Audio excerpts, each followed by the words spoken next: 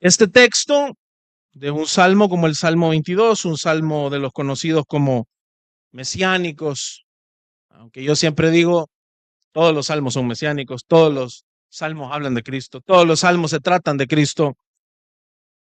Este es un salmo explícitamente mesiánico y este versículo 25 va justamente en el meollo del asunto de la congregación, de la iglesia.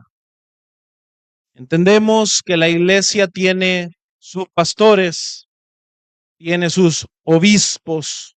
Hemos estudiado acá también los días jueves respecto, por ejemplo, hemos estado viendo Tito, hemos estado viendo Primera Timoteo, epístolas pastorales y hemos visto las calificaciones del obispo. Hemos visto cómo ese obispado luego se transmite hacia abajo a toda la vida de la iglesia. Pero hoy entramos directamente de una manera temática, expositiva, pero temática, a ver el gobierno de la iglesia. Y vamos a partir por definir en sí qué es la congregación. Es decir, para aquel que es un miembro que piensa, yo no tengo ningún liderazgo, yo no soy obispo, yo no soy líder, yo soy miembro, me bauticé, pero no hago nada más que venir a uno de los servicios.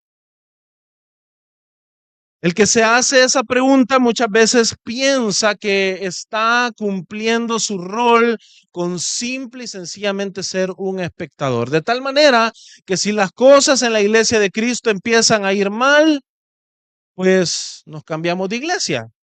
Porque esto es como, qué sé yo, cambiar de un proveedor. Eh, Ya no me gusta cómo están haciendo las hamburguesas del McDonald's. Hoy me gustan más las del Burger King. Lamentablemente, yo sé que esto puede parecer un chiste, pero es anécdota. Las iglesias ahora son evaluadas así. Las personas van a la iglesia y de pronto es evidente que la estructura del gobierno ha sido mal formada desde arriba, pero también en las bancas, entre los congregantes, existe cero educación de cuál es su rol en la iglesia de Cristo. Este Salmo 22 y esta porción particular que acabamos de ver se centra en la alabanza. Yo quiero que usted le ponga atención cuando dice que esta alabanza va a venir en un contexto. ¿Cuál es ese contexto? Es en la congregación, es en la asamblea de los santos, es en medio del pueblo de Dios. Y yo quiero que esto sea la base de todo lo que ahora vamos a aprender sobre el gobierno de la iglesia, porque si bien es cierto, el autor de este salmo es el rey David, quien había sido ungido para ser rey. Él era el ungido, él era el Mesías, literalmente el ungido del Señor. Sin embargo, su alabanza viene de parte del Señor. ¿En dónde? En la congregación. Es decir, el ungido del Señor participa de esta unción sí y solo sí está en medio de la congregación. Deuteronomio 17, yo lo invito a que lo lea, habla sobre el rey que le daría el Señor a Israel y él debería de ser como un hermano en medio de ellos. Él debía de tener una copia de la ley y él debía de liderar a una vida en adoración a todo un pueblo. Es decir, el rey no era el único adorador, no era el único que llevaba alabanza y por ende no era el único de quien se demandaba la santidad. de quien se demandaba el actuar de acuerdo a los mandatos del Señor. Él tenía una copia de la ley y él era como un hermano en medio de sus hermanos. Él debía de ser ejemplo, pero todo el pueblo estaba sujeto en amor al Señor de todo su corazón. Ese era el mandato a la ley de Dios. El pueblo de Israel era un pueblo que debía de ser un ejemplo para las naciones. Y eso no es diferente hoy en día, hermano. Por eso hoy nos vamos a tomar el tiempo de definir desde el Antiguo Testamento a qué nos estamos refiriendo con la congregación. Y en términos generales con la iglesia del Señor y cómo esta iglesia es gobernada. Quiero que nos vayamos a Deuteronomio capítulo 7, versículo 6.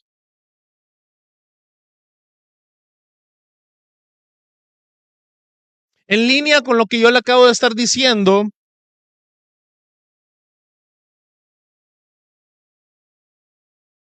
encontramos en Deuteronomio 7:6 la siguiente verdad sobre el pueblo de Dios, sobre Israel. Dice, porque tú eres pueblo. Quiero que le ponga atención a eso. No está hablando acá de nada más Moisés. No está hablando acá de nada más Aarón.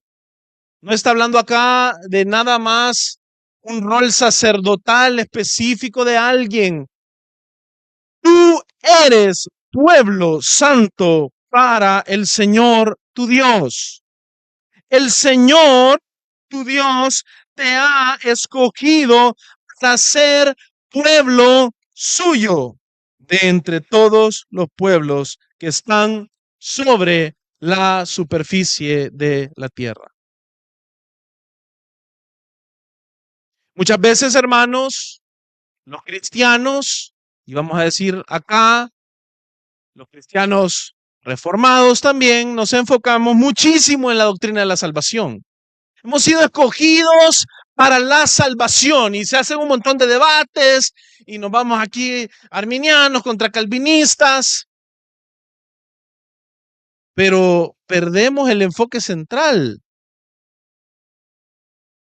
Sí, estamos viendo acá que hay una elección, no nos vamos a detener en ese tema, pero es una elección para el Señor. El Señor tu Dios te ha escogido para ser pueblo suyo. No es para que vayamos a las nubes algún día y andemos con alitas. Lamentablemente a eso se ha reducido el cristianismo moderno. El Señor nos ha escogido para ser un pueblo suyo, es decir,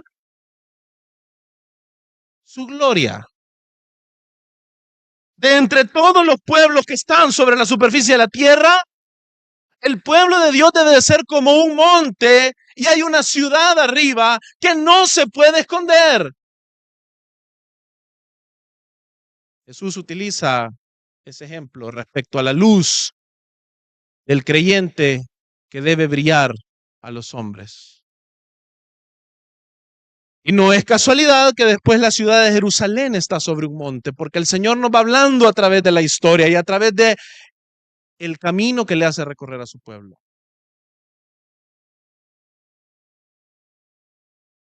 Somos pueblo del Señor y debemos ser un contraste en medio de los pueblos de la tierra.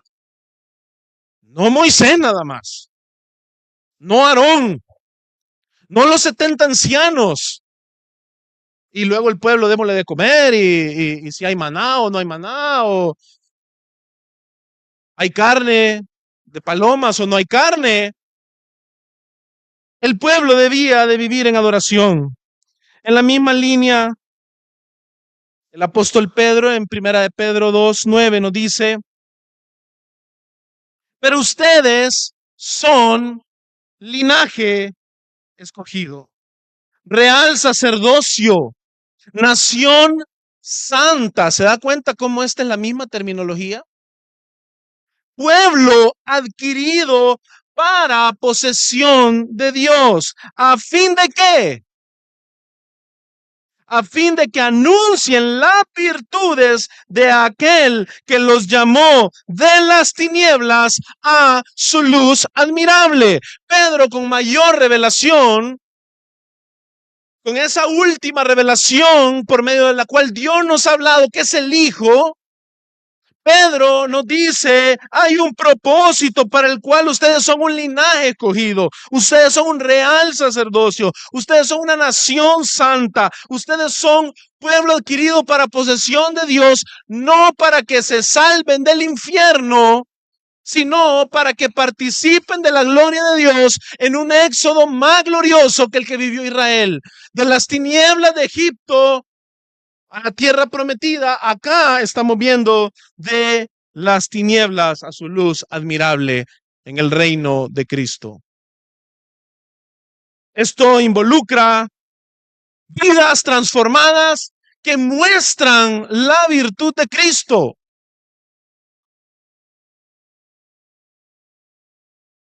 Si nos detuviésemos en las virtudes de aquel que nos llamó de las tinieblas a la luz admirable, podríamos sacar sermones de sermones de sermones. Y esto es tan solo el principio, mi hermano, del por qué usted debe comprender que su rol como miembro de la congregación de la Iglesia de Cristo no es pasivo. No hay manera pasiva de mostrar virtudes. Requiere de su diario vivir, requiere de su diario compromiso. El Señor se lo dice a Israel y el Señor nos lo reafirma por medio del apóstol Pedro. Pero, ¿qué es exactamente la congregación en las Escrituras?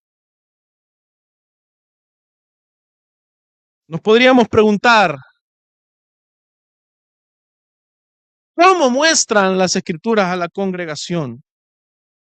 Primero que nada, y basándonos en lo mismo que dice el apóstol Pedro, que nosotros somos un linaje escogido, esto vendría siendo una descendencia. Debemos entender que la congregación es presentada en la Escritura como la simiente de la mujer. Yo quiero que, si usted se acuerda, pues acuérdese de Génesis 3:15 y si no, búsquelo. Es un texto al que yo particularmente regreso constantemente. Dando las sentencias por la caída, el Señor dice, pondré enemistad entre tú y la mujer, y entre tu simiente y su simiente. Él te herirá la cabeza y tú lo herirás en el talón.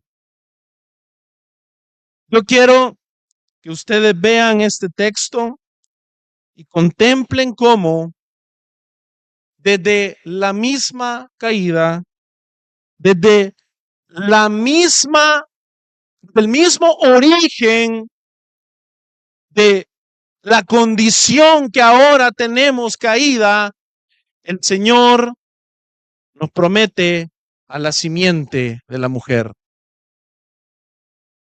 Esta simiente va a herir en la cabeza a la serpiente, a la simiente de la serpiente. Y luego el texto en el idioma original parece estar hablando en individual. La palabra que está siendo utilizada para simiente anteriormente es utilizada de manera intercambiable, fíjese. Muchas veces es plural y muchas veces es singular. Y aquellos que se acercan al texto desde una perspectiva meramente crítica, luego dicen, no, pero luego vemos que esto se singulariza. Porque literalmente el hebreo acá se va al singular. Él te herirá en la cabeza, y tú lo herirás en el talón. Pero quiero que vayamos, por ejemplo, a Génesis 22:18, para que vayamos viendo cómo este concepto de la simiente se expande.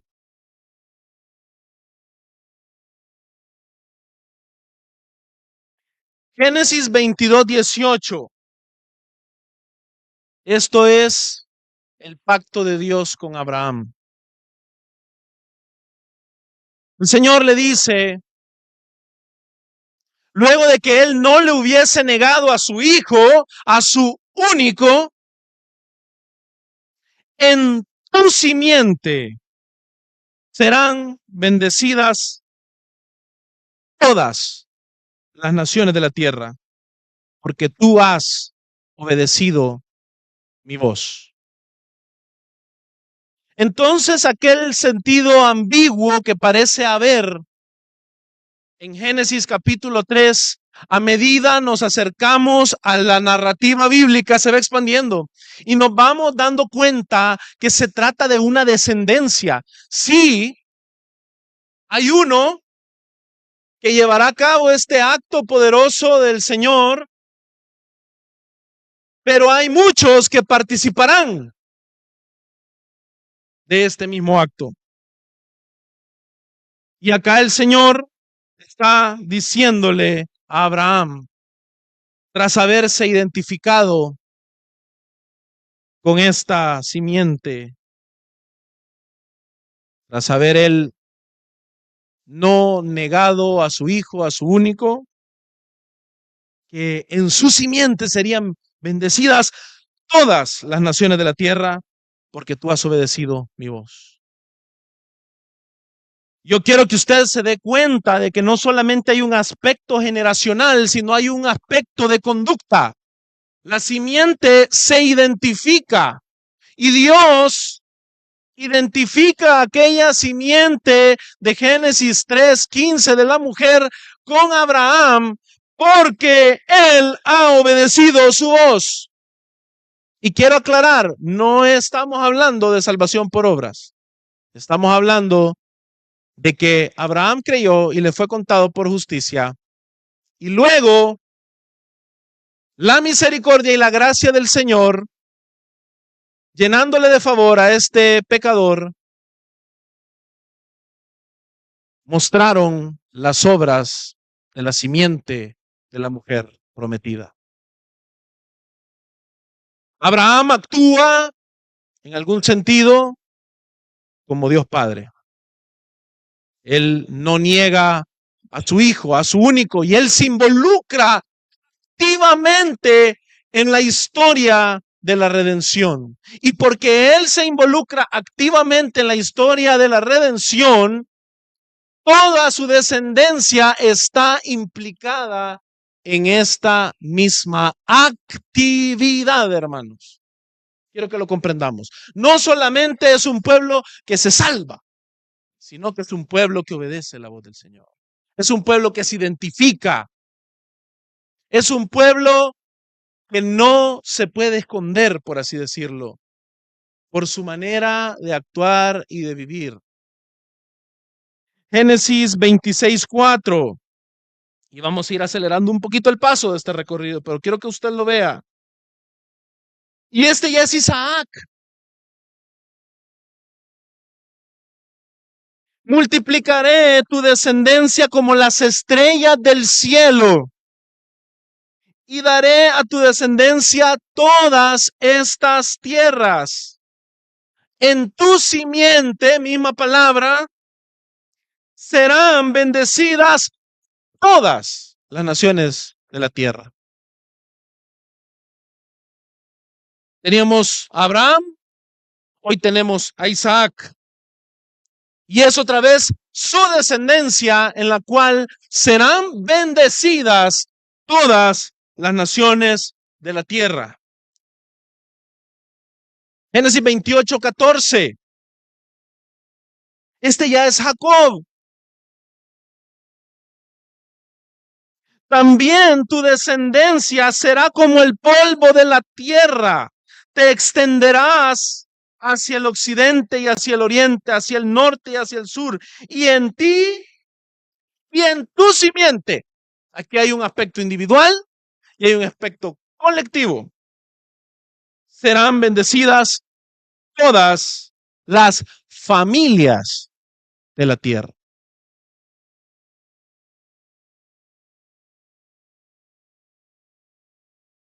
Ruth 4:12.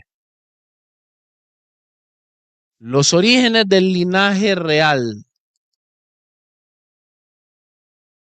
Ruth vendría siendo una especie de bisabuela del rey David y es una moabita. Porque la historia de la redención nos va mostrando cómo el Señor va a llevar a cumplimiento la salvación de las naciones de la tierra. Y lo va a hacer de aquellos actores menos esperados, lo va a hacer de lo vil y lo menospreciable de la tierra. Literalmente acá tenemos la escena de Booz comprando el derecho de todas las tierras de Noemí y redimiendo a Ruth. Dice, además, sea tu casa como la casa de Fares, el que Tamar dio a luz a Judá. Otra historia que nos muestra la gracia del Señor. Tamar, si usted se acuerda, se había disfrazado, se había vestido como una prostituta para que Judá cumpliese el levirato con ella, la redimiese y le diese una descendencia. El que Tamar le dio a luz a Judá por medio de la descendencia o simiente, la misma palabra en hebreo, que el Señor te dará de esta joven. Comienza a ser evidente que esta es una descendencia salva absolutamente por gracia, solamente por la fe. Si usted conoce su Biblia y usted ha leído Ruth, usted se dará cuenta que esta moabita confía en el Señor. Ella no tiene nada de especial.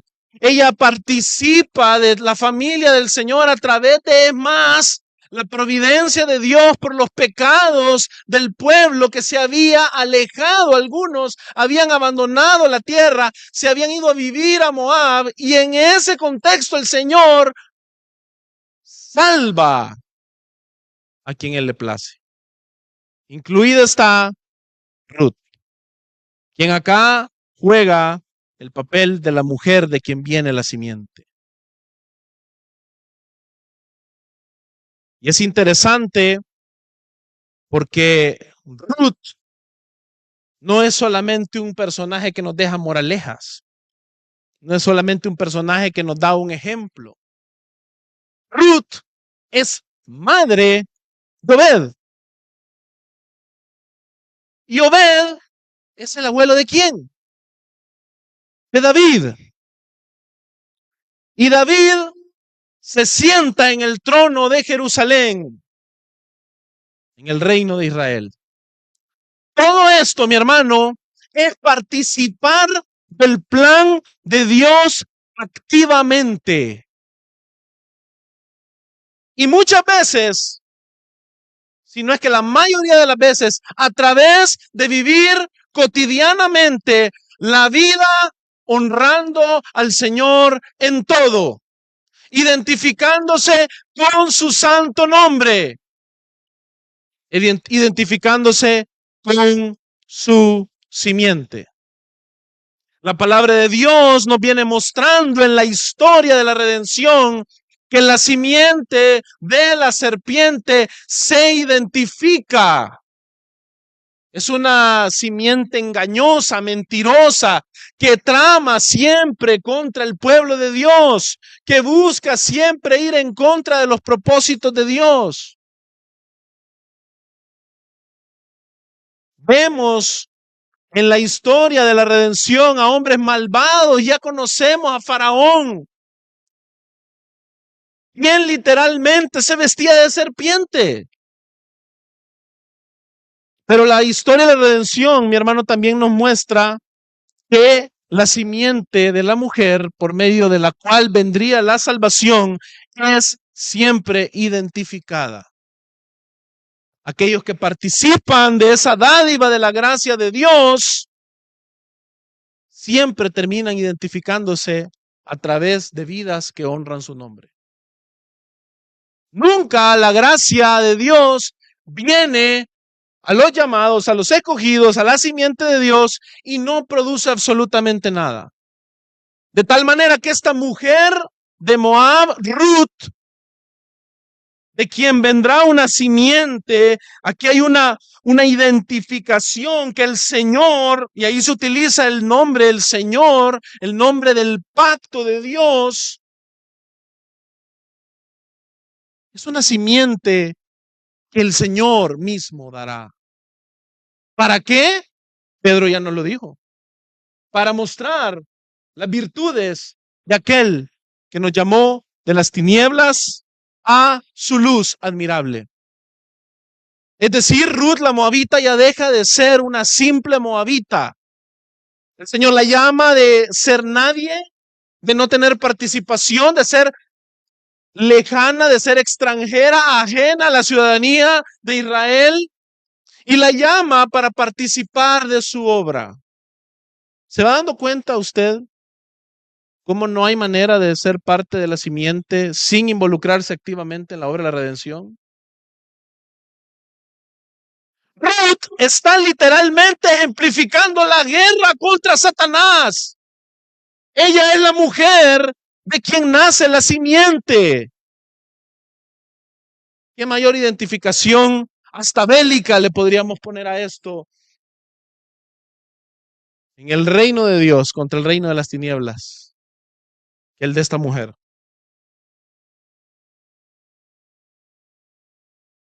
No estamos hablando de un anciano de Israel. No estamos hablando acá de un juez. No estamos hablando de un profeta.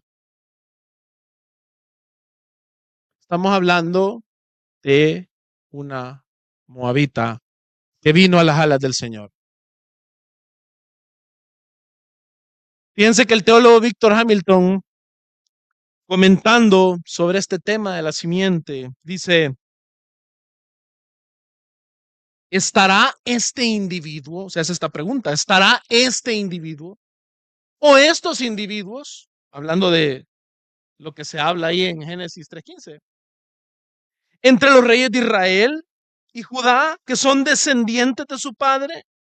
Y pone ahí 2 Samuel 7:12, Salmos 89:5. Quienes aplastan a sus enemigos, Salmos 89:24. Bajo sus pies, 2 Samuel 22:39. De modo que estos enemigos laman el polvo, Salmos 72:9. Revelaciones posteriores afirmarán que es Jesús quien reina hasta que ponga a todos sus enemigos bajo sus pies. Pero yo quiero que usted observe algo acá. Vamos a leer 1 Corintios 15:25. Finalmente, esa singularidad de la simiente es Jesús, es Cristo, es el Mesías, es un hombre.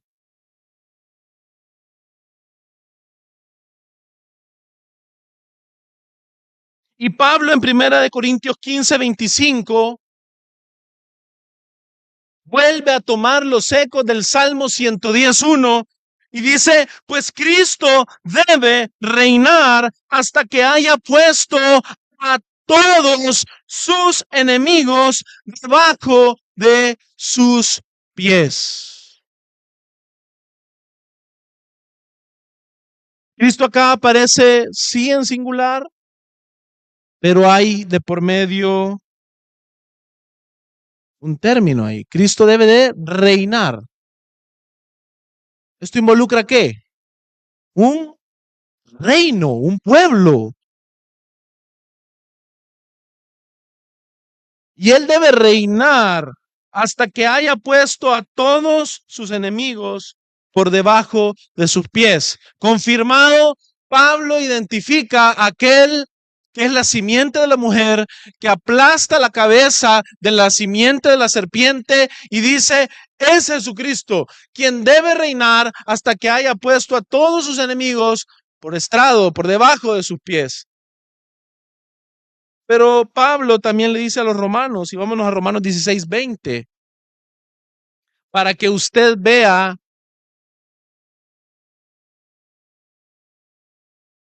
cómo la ambigüedad que vimos allá en Génesis era totalmente intencional.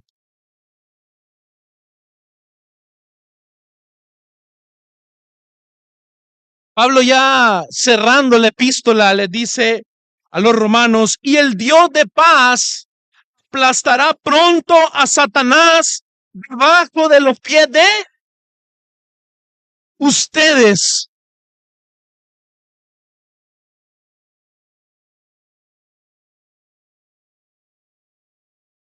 Esto nos empieza a interpretar aquel Génesis 3:15. La simiente es Cristo, pero la simiente es su pueblo. Cristo debe reinar hasta que sean puestos todos sus enemigos debajo de sus pies, lo cual al mismo tiempo significa que Cristo debe reinar hasta que Satanás esté debajo de nuestros pies. Y ojo que no estoy aquí zapateando, ¿verdad? Ni machacando al diablo. Pero esta es la realidad del cuerpo de Cristo. La iglesia está involucrada en la aparición de Cristo y su misión de deshacer las obras del diablo. Y eso no puede ser pasivo. Esa actividad no se puede desarrollar solo viniendo los domingos y estando neutro, hermano. No se puede. Esa actividad se debe desarrollar en todas las áreas de la vida. Porque donde el pecado ha corrompido, el lugar que el pecado haya tocado, ahí Cristo debe ser mostrado. Piense un ámbito de la vida terrenal y piense un ámbito en el que Cristo debe ser mostrado. En su casa, en su trabajo, en la calle, en el gobierno, acá en la iglesia, donde usted se le ocurra. La iglesia de Cristo debe de ser esa ciudad visible como sobre un monte que anuncia la gloria de Dios y que participa de la obra de Cristo de poner a sus enemigos debajo de sus pies. Literalmente, nosotros somos ahora los pies que descienden por los montes, que son hermosos, que anuncian el evangelio, que anuncian la paz de Dios con los hombres que estaban enemistados. Y al usted ser esos pies que son hermosos, usted participa de los pies de Cristo. Por ende, usted no es neutro. Esto involucra actividad. Usted entonces, váyase afirmado hoy, que cuando Pablo habla de que usted es linaje escogido, más que usted pavonearse, tiene una gran responsabilidad, porque usted va a mostrar ser el linaje escogido a través de sus obras que aplastan la cabeza del enemigo. Y con esto no me estoy refiriendo a que usted es el enemigo, mi vecino, y le voy a ir no. La obra del enemigo se aplasta a través del sacrificio de Cristo en la cruz, que anuncia el perdón de los pecados y la salvación de los pecadores. Por ende, usted debe de hacer el mismo tipo de guerra, tomar su cruz y seguirle cada día. Esto no implica pasividad, esto implica muchas cosas en la vida, mucha acción. Y usted debe de tomar parte de ello. Pero también la congregación es la asamblea de los santos. La congregación, mis hermanos, es una santa convocación. Esa palabra en hebreo literalmente trae esa connotación de una convocación santa. De un pueblo que ha sido apartado con un propósito, con un objetivo, para llevarlo a cabo. Por ende, cuando hablamos de la congregación, hablamos de que usted ha sido llamado para la mismísima obra santa de Dios. Por ende, es el pueblo escogido por Dios y santificado por Dios. Esto ha sido hecho por gracia, no por obras, como habíamos dicho antes, para que nadie se gloríe. Israel es un pueblo que es identificado como aquel pueblo que no era ni siquiera pueblo. El Señor lo saca de Egipto, lo hace cruzar por el mar. Y a este pueblo se le ha revelado la palabra de Dios para ponerla por obra. Y estos son frutos que identifican al pueblo de Dios.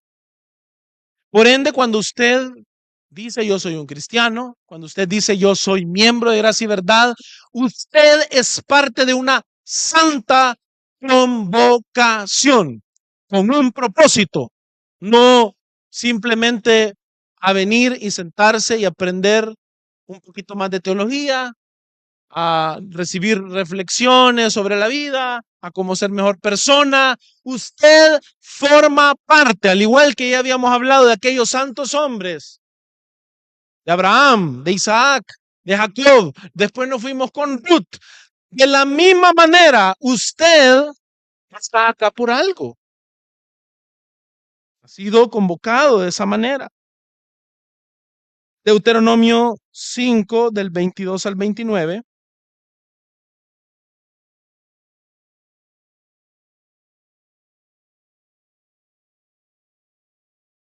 Fíjense lo que dice Deuteronomio 5 del 22 al 29. Dice, estas palabras habló el Señor a toda la asamblea de ustedes en el monte, de en medio del fuego, de la nube y de las densas tinieblas con una gran voz. Y no añadió más.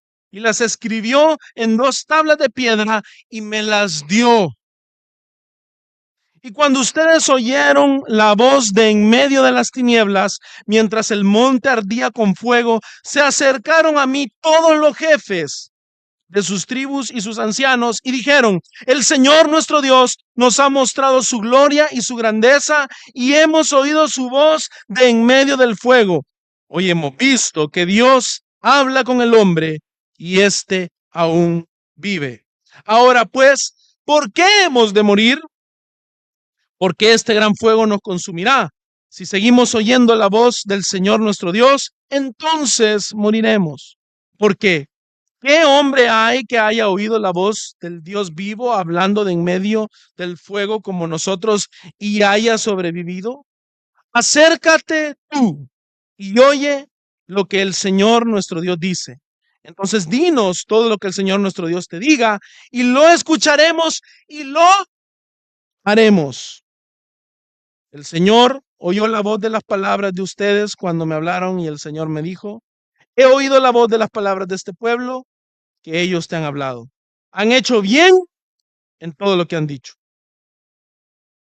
Uno podría preguntarse aquí, ¿será que entonces hay nada más una comunicación con Moisés. Realmente el pueblo está aislado acá. Oh, si ellos tuvieran tal corazón que me temieran y guardaran siempre todos mis mandamientos para que les fuera bien a ellos y a sus hijos para siempre. No, no se trata del Señor aislando al pueblo. Primero que nada, yo quiero que ustedes se den cuenta de la obra maravillosa que hace el Señor en medio de la congregación y en medio de la asamblea de Israel. El Señor se manifiesta con portentos de tal manera que el pueblo teme y entiende al Dios santo que se han acercado. El pueblo debía de mantenerse lejos de aquel monte, porque era preferible que fuese asaeteado alguien que osara acercarse al monte a que fuese consumido por la presencia santa de Dios. Pero en medio de todo esto, el pueblo se está aferrando a algo que anuncia la provisión futura del Señor. El pueblo reconoce que Dios les ha dado su palabra. El pueblo reconoce que Dios les ha dado su ley. El pueblo reconoce que hay en medio de ellos un mediador entre Dios y los hombres. Y yo no quiero que se confunda. Moisés es tan solo un ejemplo. Moisés es tan solo un tipo. Pero el pueblo identifica correctamente cómo podemos nosotros sobrevivir. Escuchar la voz de Dios y no morir es imposible. Y el Señor le muestra por medio de un mediador imperfecto, Moisés, cómo él mismo no enviaría nada más unas tablas de piedra, sino que vendría la palabra, el verbo encarnado en medio de nosotros y sería la provisión para nuestra salvación y nuestra vida eterna, que incluye nuestra vida, nuestro día a día acá en la tierra y hoy. Por ende, Israel estaba viviendo no solamente un ejemplo jerárquico acá, lo que estaba viendo era la provisión de Dios, que a pesar que ellos eran pecadores, los hacía partícipes de su ley a través de un mediador, y ellos entonces podían ahora vivir obedeciendo la ley del Señor.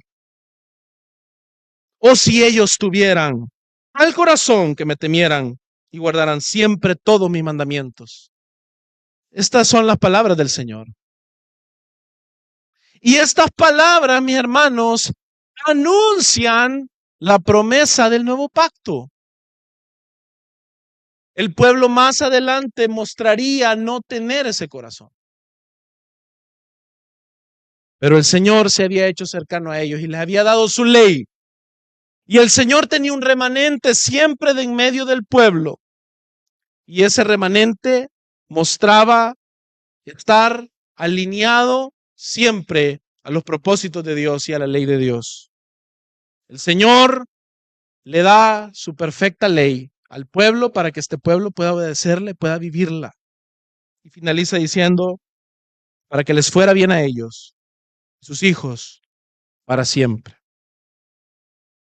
Nuevamente, hay un involucramiento. Nuevamente, vemos que hay un individuo, está Moisés ahí, pero Moisés comunica al pueblo estas cosas. Él funge como un mediador y el pueblo debe de ser partícipe. No es solamente Moisés. No se espera que solamente Moisés, el individuo, sea el que obedezca, de tal manera que nos queda un ejemplo, como ya hemos visto en 1 Corintios 10, que Moisés está entre los que quedaron tendidos en el desierto. Es decir, el llamado era corporativo. Y fue otra generación la que heredó la tierra. ¿Por qué? Porque Moisés no era el verdadero mediador. El verdadero mediador es Jesucristo, quien recibió toda la ira de Dios, todo lo que estos hombres temían en la cruz, para que usted y yo pudiésemos hoy tener nueva vida. Esa es la dádiva de Dios. Imagínese si no está usted bien involucrado en todo esto. Salmo 22, nuevamente, del 22 al 23.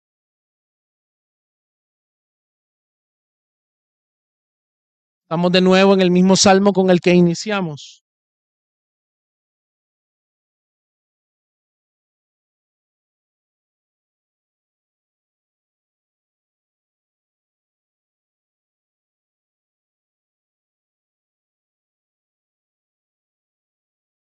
Hablaré de tu nombre a mis hermanos.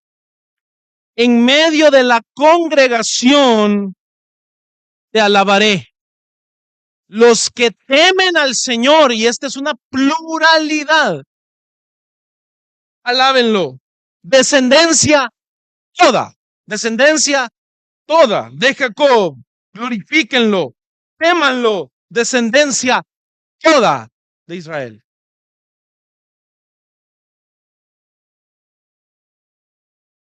Más adelante el Nuevo Testamento nos enseña que el primogénito entre muchos hermanos es ¿quién? Es Cristo. Y es Cristo quien, si bien es cierto, es la cabeza de la iglesia, Él es el verdadero pastor de pastores, Él no está solo en alabar a Dios. Él lo hace en medio de la congregación. Él es quien nos ha dado a conocer al Dios invisible.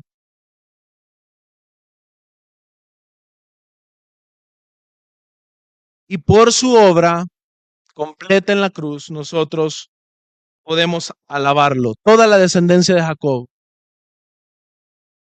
toda la descendencia de Israel. Por ende, el rey David acá, hablando las palabras de Jesús, tipificando a aquel primogénito entre muchos hermanos, nos está dando el camino. La alabanza es corporativa y se debe de involucrar toda la congregación.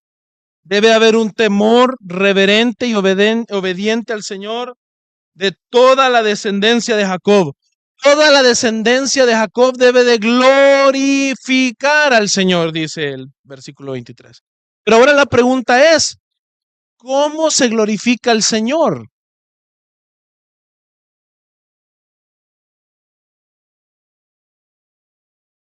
No hay otra manera, hermanos, que no sea mostrando su vida en todas las áreas de nuestra vida acá en la tierra, delante del mundo.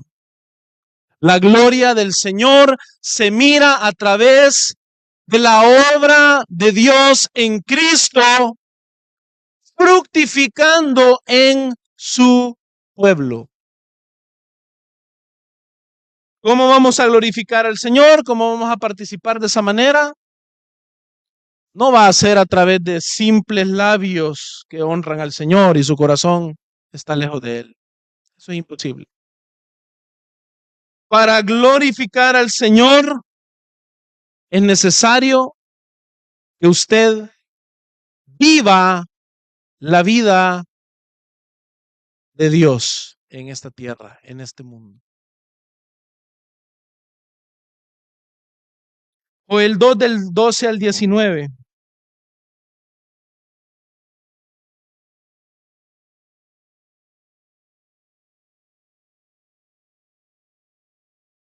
Israel ya acá en su carne había dado tumbos, había ido al exilio, había sido derrotado por sus enemigos. Y el Señor declara, a una hora declara el Señor, vuelvan a mí de todo corazón con ayuno, llanto y lamento. Rasguen su corazón y no sus vestidos. No se trata de lo externo, no se trata, mis hermanos, esta identificación con la asamblea del Señor, con los, la apariencia externa. La apariencia externa, al final, hermanos, es algo que se puede simular temporalmente. Pero las cosas que salen del corazón son la verdad de quiénes somos. Dice, rasguen su corazón y no sus vestidos. Vuelvan ahora al Señor su Dios, porque Él es compasivo y clemente, lento para la ira y abundante en misericordia, y se arrepiente de infligir el mal. ¿Quién sabe si reconsidere y se apiade y deje tras sí bendición? Es decir, ofrenda de cereal y libación para el Señor su Dios. Que en trompeta en Sión, promulguen ayuno, convoquen asamblea. Ahí está esa palabra. Reúnan al pueblo, santifiquen la asamblea. No se está tratando acá de solamente unos líderes. No se está tratando acá de solamente los ancianos de Israel. Dice, congreguen a los ancianos, reúnan a los pequeños y a los niños de pecho. Salga el novio de su aposento y la novia de su alcoba. Entre el pórtico y el altar. Lloren los sacerdotes, ministros del Señor, y digan, perdona, oh Señor, a tu pueblo, y no entregues tu heredad al oprobio, a la burla entre las naciones. Porque, ¿qué han de decir entre los pueblos? ¿Dónde está su Dios? Entonces el Señor se llenará de celo por su tierra y tendrá piedad de su pueblo. El Señor responderá a su pueblo. Yo les enviaré grano, vino nuevo y aceite, y se saciarán de ello. Y nunca más los entregaré al oprobio de las naciones. Mis hermanos, ese acto de arrepentimiento, de un corazón renovado, esta profecía del nuevo pacto es corporativa, es todo el pueblo de Dios.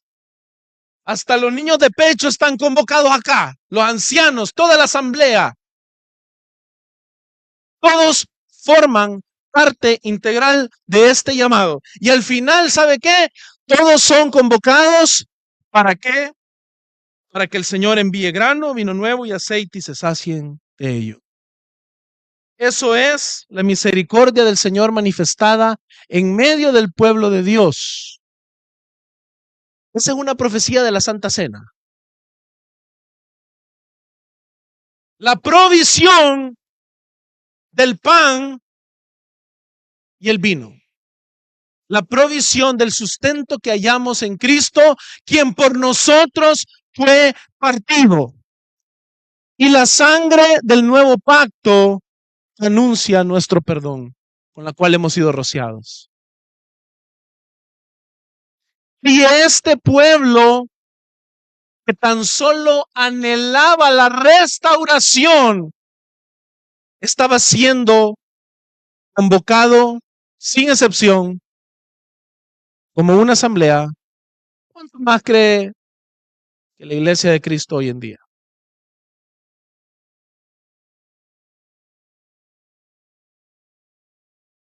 Es vital que entendamos esto.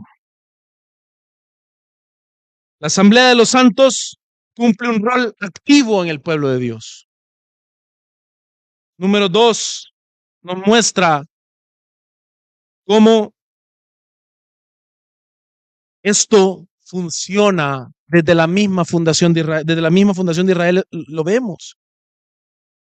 Y les voy a leer brevemente en número 2. El Señor habló a Moisés y a Aarón y les dijo: los israelitas acamparán cada uno junto a su bandera, bajo las insignias de sus casas paternas. Acamparán alrededor de la tienda de reunión a cierta distancia. Yo quiero que se den cuenta ustedes. Israel tenía un llamado a identificarse. Cada tribu junto a su bandera, bajo las insignias de sus casas paternas. La pregunta es, ¿cuál es nuestra identificación hoy? ¿Somos identificables o no? Y deben de estar congregados alrededor de la tienda de reunión. Es decir, la presencia de Dios está en medio de ellos. No solamente es identificarse mecánicamente, sino que Dios está en medio de ellos. Y hay un detalle que nos debe de llamar a la reflexión sobre lo que acá está sucediendo. Debían hacerlo a cierta distancia, porque Dios es santo. Pero la presencia de Dios ya en ese momento estaba en medio de ellos. Esto lo debe de hacer reflexionar a usted, mi hermano, sobre el hecho de que ahora usted no guarda ninguna distancia del santuario de Dios, porque usted y yo somos templo y morada del Espíritu Santo de Dios. Por ende, Dios mismo, el Espíritu Santo, habita en medio de su pueblo de una manera mucho más gloriosa. Cuanto más de usted que debería de ser visible su bandera, la insignia de su casa paterna, los frutos que anuncian las virtudes de aquel que nos llamó de las tinieblas a su luz admirable. Es un rol activo y es un rol bélico que nos llama a una comisión. Josué 6 del 7 al 18 se los leo yo.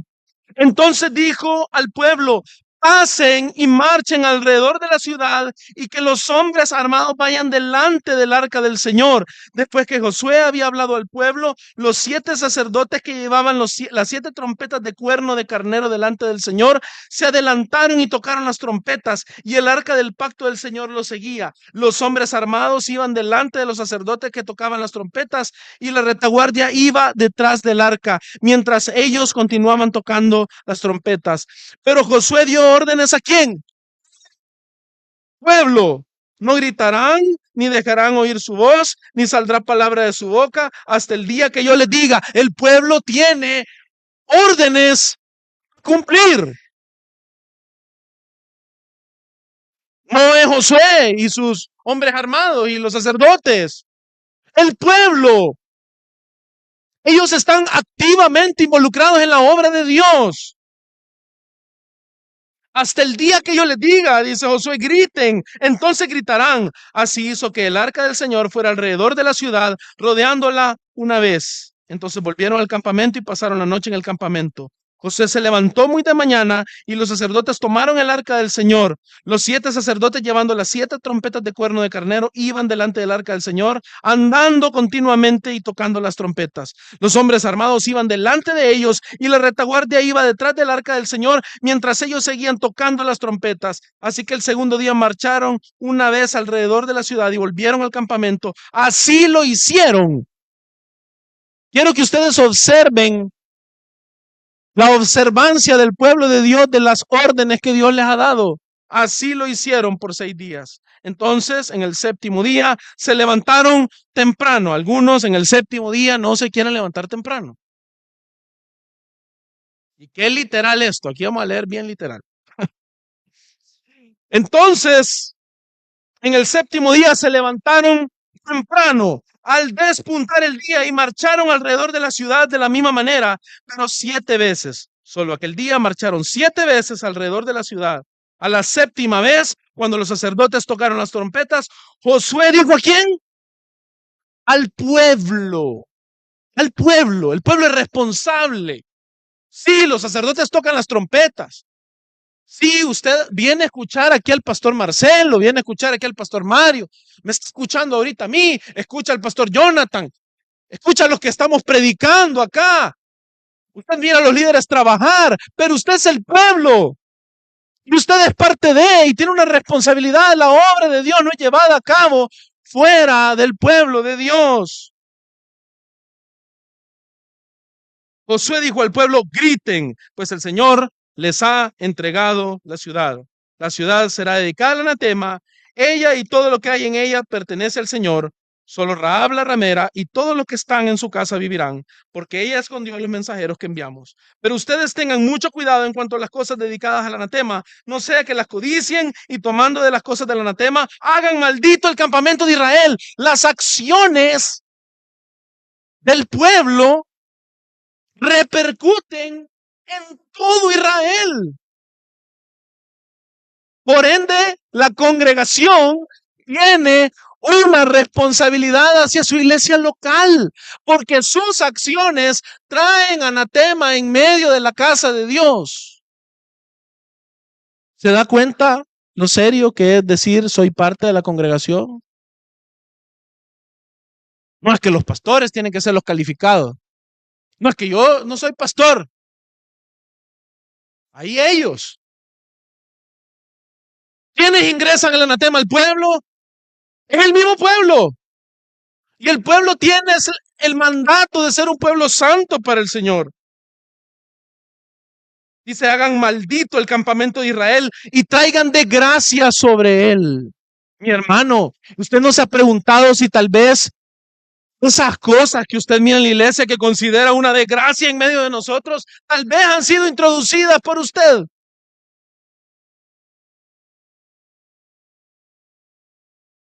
Considérelo.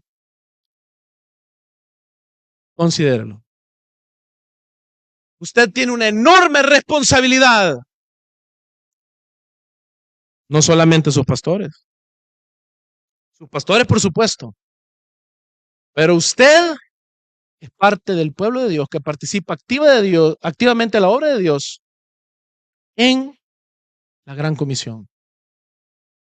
Y todo esto es porque la congregación de Israel que acabamos de ver, esa asamblea que acabamos de ver en todo el Antiguo Testamento, es tan solo un tipo, es tan solo un ejemplo, es tan solo una imagen que nos ilustra la verdadera asamblea de los santos, que es la iglesia de Cristo, de la cual usted y yo somos partícipes. ¿Y usted cree que hoy es diferente? Y sabe, es por esto que Jesús hablaba del reino de los cielos habiéndose acercado. No era una frase decorativa, hermano. Cuando Jesús decía arrepiéntanse, cuando, bueno, Juan el Bautista y Jesús mismo decían arrepiéntanse, el reino de Dios, el reino de los cielos se ha acercado. Estaban precisamente anunciando la situación en la que el pueblo de Dios se encuentra hoy. Habíamos dicho que el pueblo de Dios, en el lugar de Dios, bajo el gobierno de Dios, eso es el reino de Dios. Por ende, el pueblo de Dios se encuentra, sí, en el lugar de Dios, pero bajo el gobierno justo de Dios. Usted y yo somos parte de ello y Jesús dijo al venir, el reino de los cielos se ha acercado. Si usted cree que eso no es real, yo le quiero recordar que la iglesia ahora tiene a un rey en un trono más alto que el trono de David. Vamos a leer Mateo 4:17 para que usted vea esto que acabamos de hablar y con esto vamos a cerrar. Desde entonces Jesús comenzó a predicar, arrepiéntanse, porque el reino de los cielos se ha acercado. Ahí mismo en Mateo capítulo 8, versículo 11, Jesús dice, y les digo que vendrán muchos del oriente y del occidente y se sentarán a la mesa con Abraham, Isaac y Jacob en el reino de los cielos. Estos que vienen del oriente y del occidente, nosotros estamos bien allá en el occidente de donde estaba dando esta profecía el Señor Jesús. Y nos vamos a sentar en la mesa de los patriarcas que, como usted se habrá dado cuenta, eran la simiente. Usted conoce ya Mateo 28, del 18 al 20. Es la gran comisión. Así como Josué estaba comisionando al pueblo de cómo debían de actuar para la conquista de Jericó, usted y yo tenemos una comisión.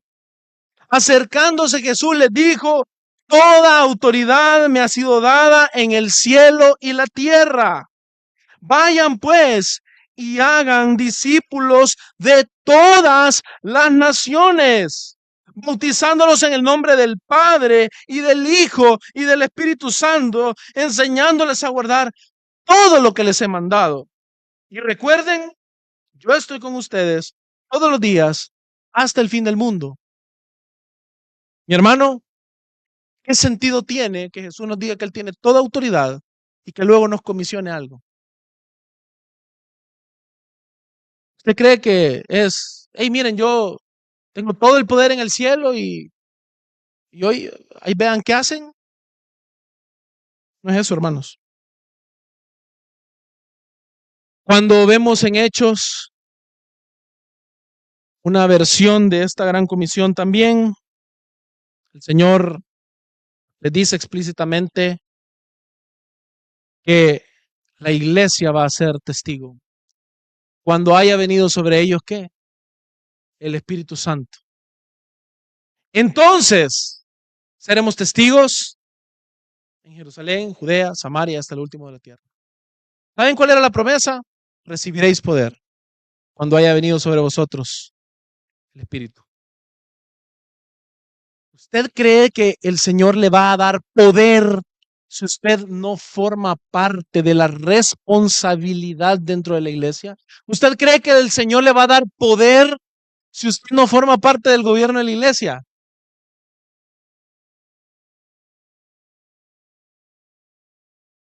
Yo escucho orando a la hermana Flor, hermana Dina, mi mamá, hermana Ana María, señora, ya uno dice, son señoras ahí en la iglesia. Pues ellas han recibido del Señor poder, igual que usted. No se trata de algo de lo que usted no forma parte. Usted es quien ha recibido el poder. Yo eso es lo que quiero que entienda. ¿Y ha recibido poder para qué? Para que hagamos actos portentosos y que la gente vea que andamos haciendo un montón de milagros. No, mi hermano. ¿Saben para qué es? Para que seamos testigos. Para que llevemos a cabo la obra y la misión de Cristo sobre esta tierra. A eso se refiere Pablo cuando dice que Dios pondrá pronto al enemigo debajo de nuestros pies. Porque usted está haciendo la obra de Cristo. Y Cristo está sentado a la diestra de Dios. Hebreos 8:1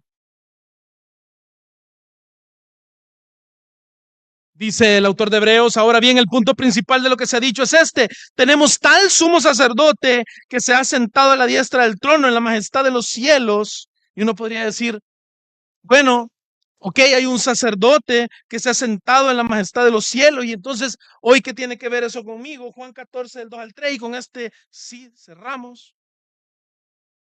Dice Jesús, en la casa de mi Padre hay muchas moradas. Si no fuera así, se lo hubiera dicho, porque voy a preparar un lugar para ustedes. Y si me voy y les preparo el lugar, vendré otra vez y los tomaré a donde yo voy.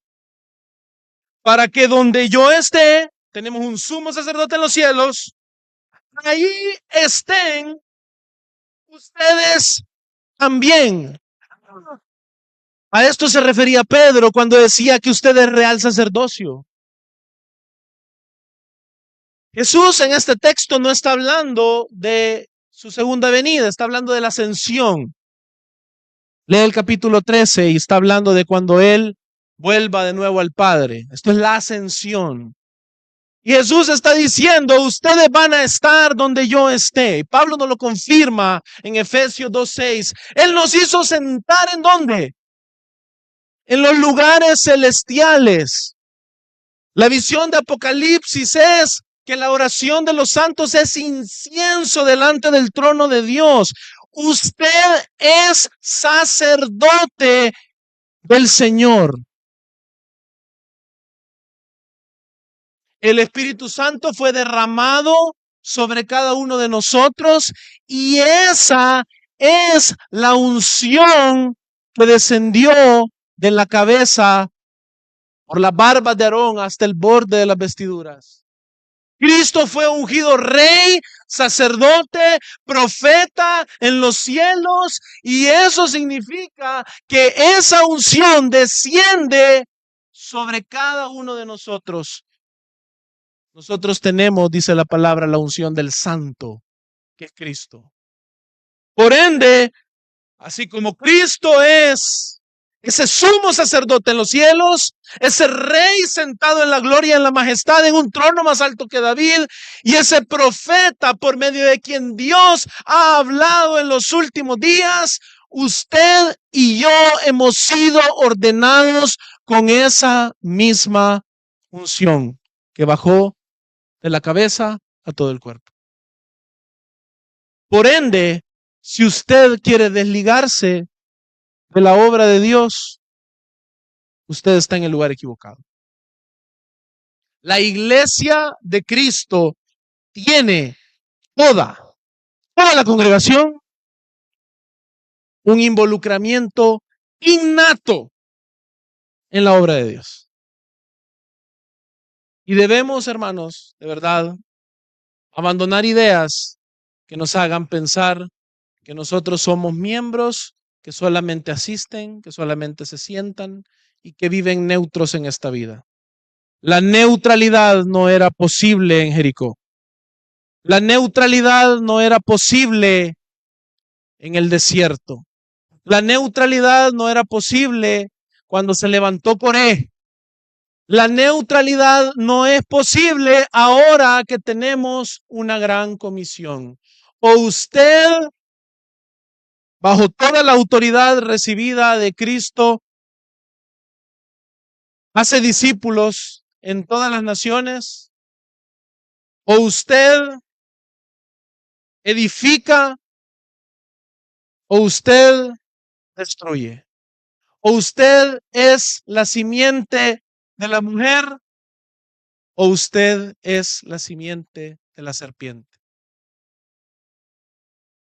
Ese es, mi hermano, el inicio de lo que usted debe de comprender sobre el gobierno de la iglesia, que le corresponde a los pastores, pero le corresponde también a ustedes, la congregación. Vamos a orar. Dios te bendiga. Realmente es un privilegio para nosotros que puedas escuchar el mensaje de la palabra de Dios. Esperamos que Dios obre en tu vida grandemente a partir de lo que puedas escuchar y aprender a través de este sermón. Sin embargo, creemos que solo este sermón es insuficiente y no debería de suplantar por ningún motivo tu asistencia a una iglesia local. La iglesia local es el medio por el cual Dios obra en la vida de su pueblo. Te motivamos a que busques una iglesia sana donde congregarte o puedas contactarte con nosotros en nuestras redes sociales para que nos puedas visitar. Será un gusto poder servirte y que podamos juntos adorar a Dios en comunión con sus redimidos mientras aprendemos de su palabra. Que el Señor te bendiga.